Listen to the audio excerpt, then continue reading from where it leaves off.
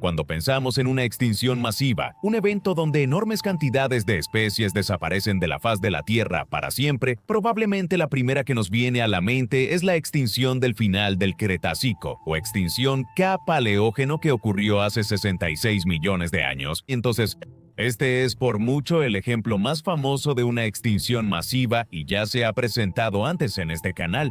Es el infame desastre que acabó con los dinosaurios no avianos. Muchos científicos han señalado que actualmente estamos en medio de una extinción masiva.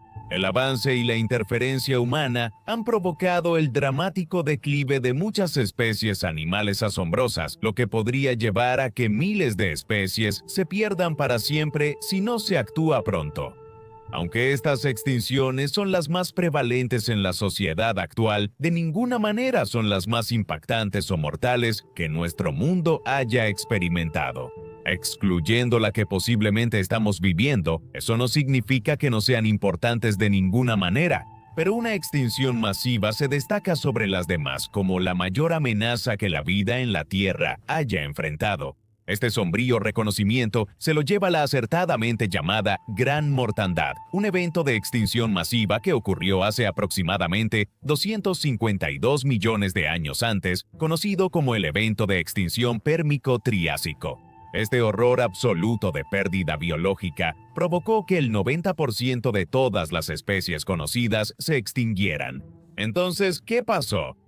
En el video de hoy exploraremos cómo era el mundo antes, durante y después de la Gran Mortandad. Conoceremos especies clave que se perdieron y que sobrevivieron al evento de extinción y exploraremos las causas y efectos que tuvo el desastre en el planeta. Siéntate y relájate mientras te llevamos al final del Pérmico para descubrir una época en la que los volcanes acabaron con el 90% de toda la vida en la Tierra.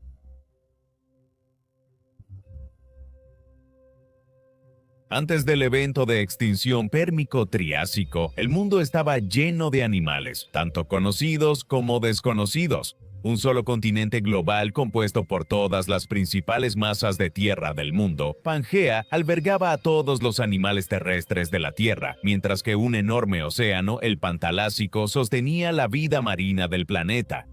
Este fue el período Pérmico tardío, el acto final de la era paleozoica, antes de la era de los reptiles. El mundo había salido hace mucho tiempo del período carbonífero, y como resultado, los enormes bosques pantanosos habían sido reemplazados por vastas extensiones de tierra abierta y árida. La maleza, el desierto y los bosques eran comunes en todo el mundo, estos últimos formados por ginkgos, cícadas y coníferas que se volverían habituales durante la era de los dinosaurios.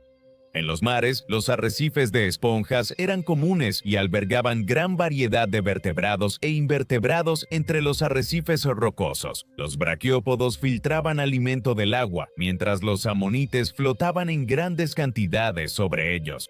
Los peces, tanto de aletas lobuladas como óseos, eran comunes en los océanos, así como los tiburones y sus parientes, quienes se habían consolidado como algunos de los principales depredadores de los mares. Los ríos y lagos interiores estaban habitados por grandes vertebrados acuáticos parecidos a anfibios, algunos de los cuales crecieron hasta tamaños enormes y vivían en tierra como los cocodrilos modernos. La vida había explotado en una variedad de nuevas formas. Dos grupos principales de vertebrados terrestres divergieron y se diversificaron durante el Pérmico, y para el final del período se habían extendido por todo el planeta.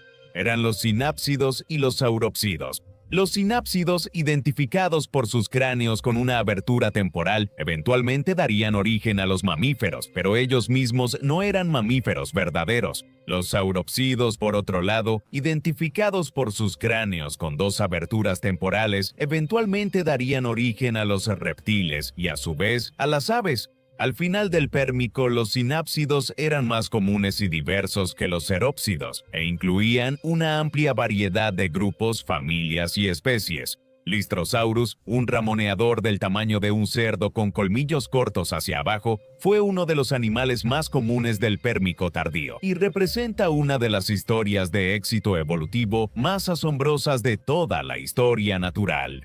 ¿Recuerdas ese nombre? Volverás a escuchar sobre el Listrosaurus más adelante en este video.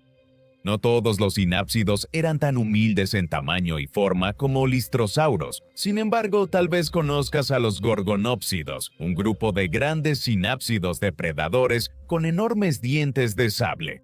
El más grande de estos, Inostrancevia, pereció en la Gran Mortandad y habría sido uno de los depredadores más grandes y poderosos de su época. Otro grupo ampliamente distribuido de sinápsidos fueron los pterocéfalos, un grupo de animales principalmente carnívoros parecidos a perros que cazaban a otros sinápsidos y cerópsidos. Durante la mayor parte del Pérmico, estos animales habrían cazado vertebrados como los dinocéfalos, un grupo de sinápsidos grandes y a menudo herbívoros que desaparecieron justo antes de la Gran Mortandad. Sin embargo, algunos dinocéfalos, como el antiosaurio, fueron los carnívoros terrestres más grandes de todo el período pérmico. Algunos de los cerópsidos más impresionantes que vivieron justo antes de la Gran Mortandad son los periosaurios, un grupo de pararreptiles masivos y corpulentos que incluía géneros como el escudosaurio. Estos enormes animales, casi parecidos a dinosaurios, habrían sido ramoneadores que interactuaban y vivían junto a nuestros ancestros sinápsidos muy lejanos. Otros cerópsidos eran mucho más ágiles, tan ágiles de hecho que en algunos casos, como el Silurasaurabus, habían desarrollado mecanismos para planear. Estos reptiles, conocidos de Madagascar, se deslizaban de árbol en árbol usando proyecciones flexibles de sus costillas. Esto es solo una breve muestra de la vida que existía en el mundo pérmico antes de la Gran Mortandad. El mundo estaba lleno de vida animal y vegetal, y de no haber sido por el evento de extinción que se avecinaba, quizá habrían sido los sinápsidos quienes habrían alcanzado la prominencia durante los milenios siguientes y no los dinosaurios. Sin embargo, sabemos que definitivamente no fue así. Los gorgonópsidos y los pterocéfalos no gobernaron el planeta durante el transcurso del Mesozoico. Pero ¿por qué exactamente entrar en la peor extinción masiva en la historia del planeta Tierra?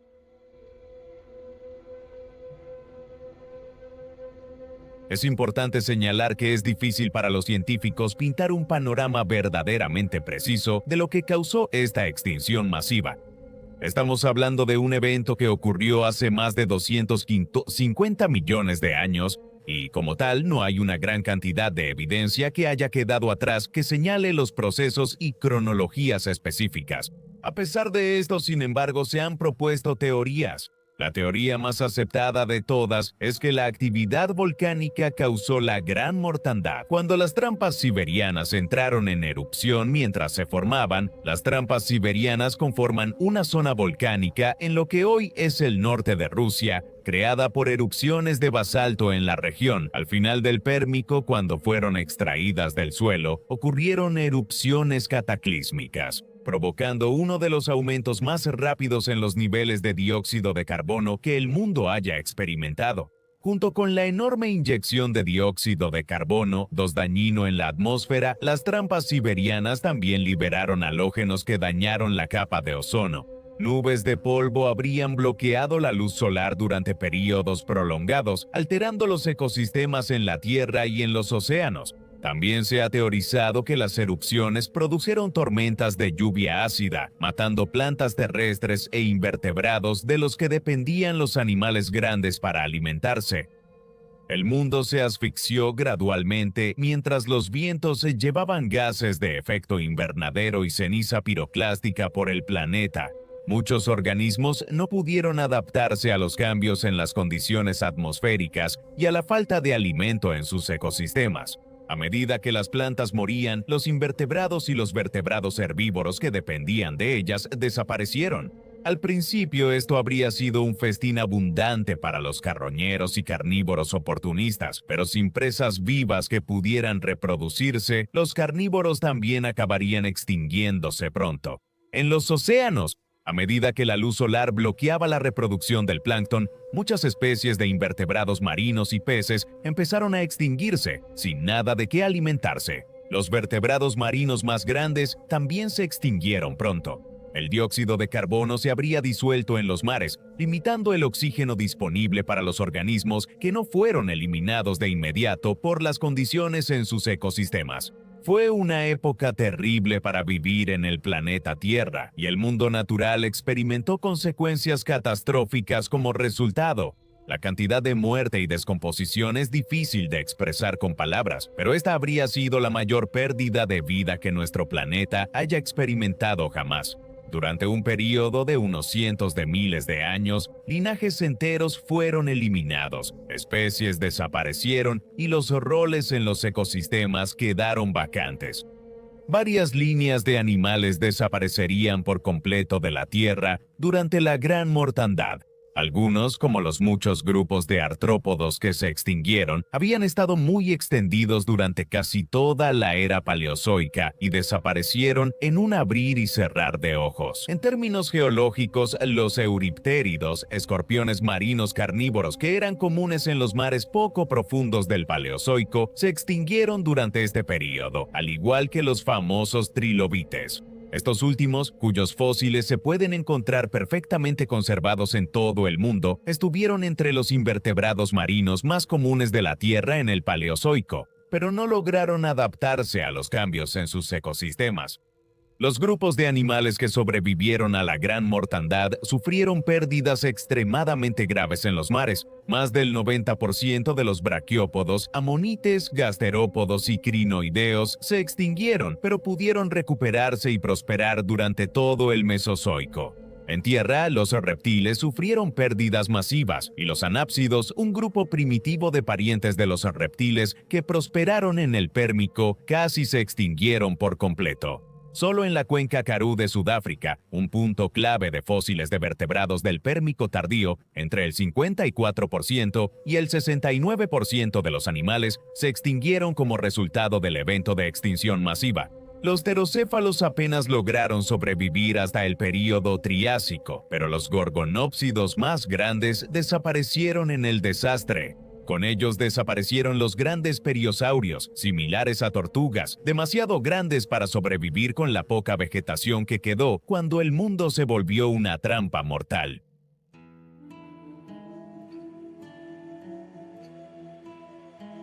Los animales que normalmente sobreviven a las extinciones masivas son los generalistas, criaturas capaces de adaptarse a diferentes situaciones, aprovechando una amplia variedad de hábitats y fuentes de alimento. Ejemplos de generalistas en la actualidad incluyen animales como ratas, córvidos, mapaches, cerdos y coyotes. Los animales que están especializados para cumplir un papel específico en un ecosistema, como los grandes ramoneadores o los depredadores de persecución, pronto se extinguen si no hay de qué alimentarse cuando las condiciones empeoran. Por lo tanto, al igual que al final de la extinción masiva del Cretácico, los animales que heredaron el Mesozoico eran pequeños, adaptables y robustos. Ellos podían sobrevivir con la poca materia vegetal o animal que tenían disponible y podían adaptarse a las peligrosas condiciones de la atmósfera viviendo, tal vez, en madrigueras o cuevas. Aquellos que lograron sobrevivir se encontrarían en el período Triásico, el amanecer de la era de los dinosaurios, evolucionando para adaptarse a los nuevos nichos ecológicos disponibles en este mundo árido. Los sinápsidos y cirrópsidos que sobrevivieron adoptaron nuevas formas, diversificándose en todo tipo de tamaños y formas. Quizás la historia de éxito más grande de la Gran Mortandad viene en la forma del pequeño Lystrosaurus, el herbívoro del tamaño de un cerdo que mencionamos antes en el video. Este pequeño generalista con colmillos fue, por mucho, el animal más común que vivió después de la extinción masiva, capaz de sobrevivir a las duras condiciones viviendo y alimentándose en áreas protegidas. Lystrosaurus rápidamente se hizo abundante y se expandió por este nuevo mundo. En algunos lugares, las especies de Lystrosaurus representaban hasta el 90% de toda la fauna de vertebrados terrestres. Su rápido crecimiento y adaptabilidad lo hicieron el candidato ideal para heredar este nuevo mundo.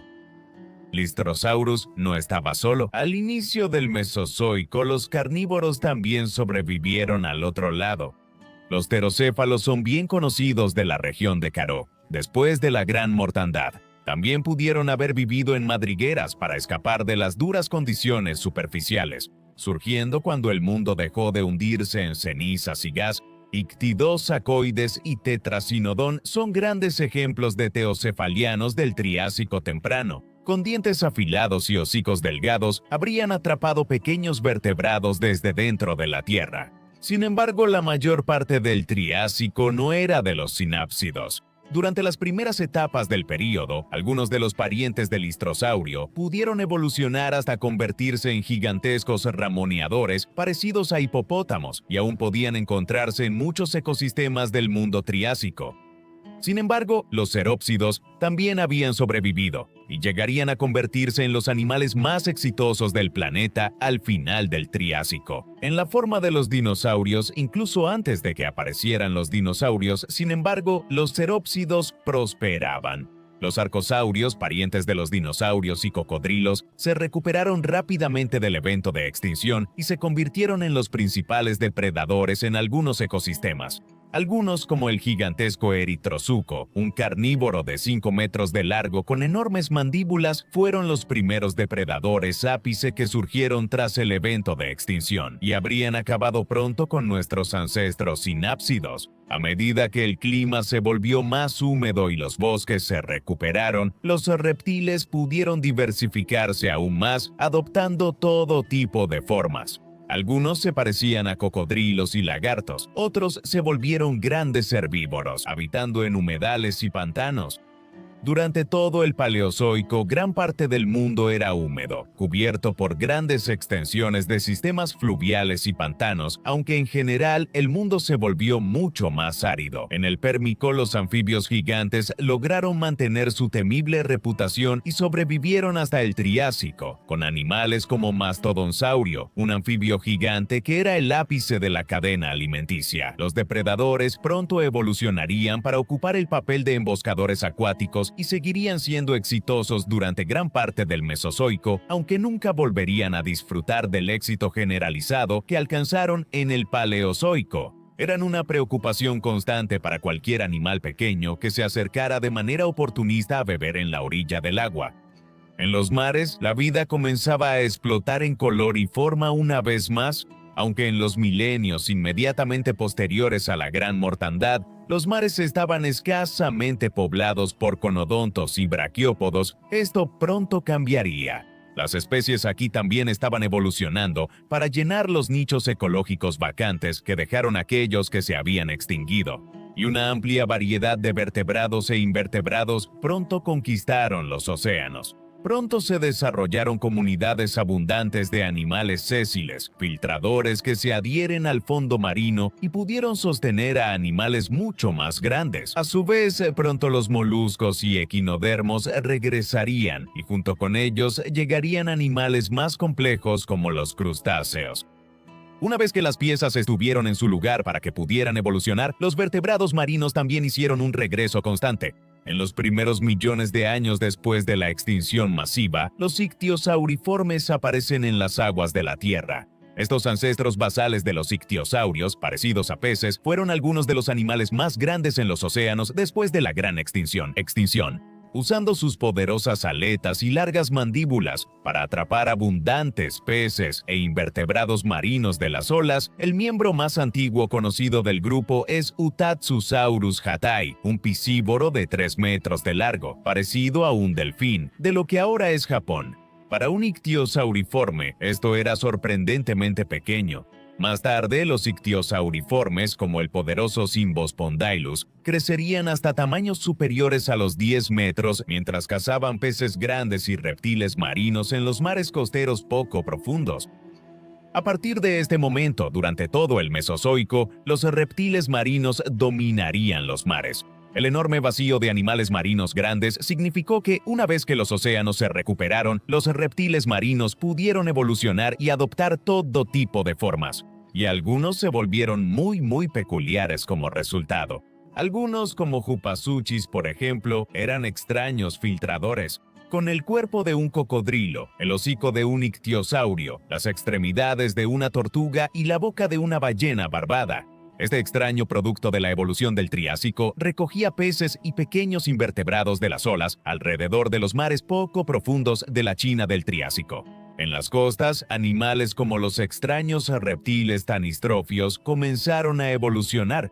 Estos animales, que se parecían tanto a serpientes como a dinosaurios saurópodos, usaban sus cuellos inmensamente largos para pescar vertebrados marinos en la orilla del agua. Quizás el más extraño de todos era Adipodentatus, un herbívoro buceador que alguna vez se creyó que tenía una boca aparentemente ridícula, parecida a un cierre, que corría verticalmente a lo largo de su mandíbula superior. La realidad no era mucho más familiar. Este reptil usaba un hocico ancho, parecido al de un pato, para remover la vegetación de los antiguos fondos marinos. La gran mortandad, tan trágica y terrible como fue, demuestra lo bien que la vida puede recuperarse incluso de los peores desastres naturales. Nunca antes ni después la vida en la Tierra ha sufrido pérdidas tan grandes a causa de un evento de extinción.